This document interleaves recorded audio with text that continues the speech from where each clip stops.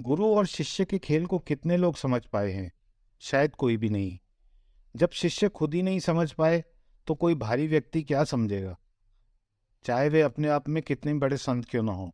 जैसे रामकृष्ण परमहंस।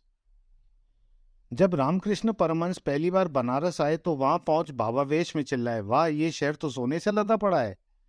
निसंदेह वे वास्तविक सोने की बात नहीं कर रहे थे, बल्कि उनका इशारा वहां के आध्यात्मिक वातावरण की तरफ था।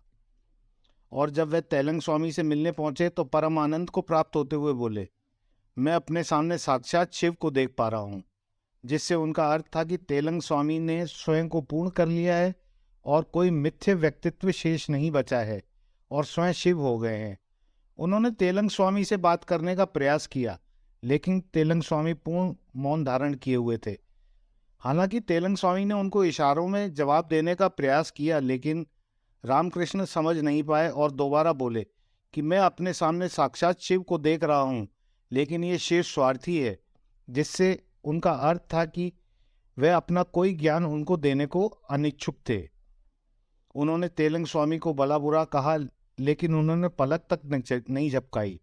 लेकिन तेलंग स्वामी ने उनको सबक सिखाने की ठान ली थी।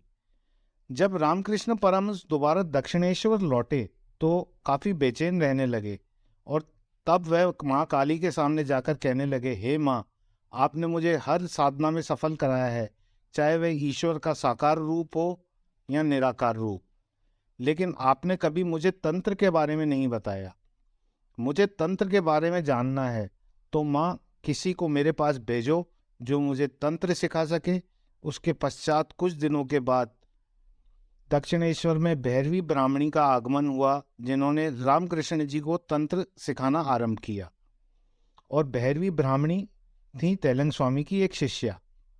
जब रामकृष्ण परमहंस की सारी साधनाएं संपन्न हुई तो वे दोबारा बनारस पहुंचे और तेलंग स्वामी को गुरु दक्षिणा में एक मन खीर का भोग लगाया और स्वयं अपने हाथों से तेलंग स्वामी को खिलाया, जिससे तेलंग स्वामी ने पूरा खा भी लिया।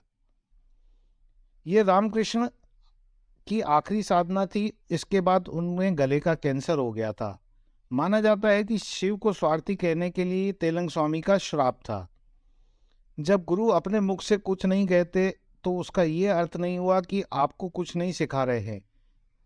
वे तेलंग स्वामी ही थे जिन्होंने मीलों दूर से रामकृष्ण के मन में तंत्र सीखने की इच्छा जागृत की और सिखाया भी।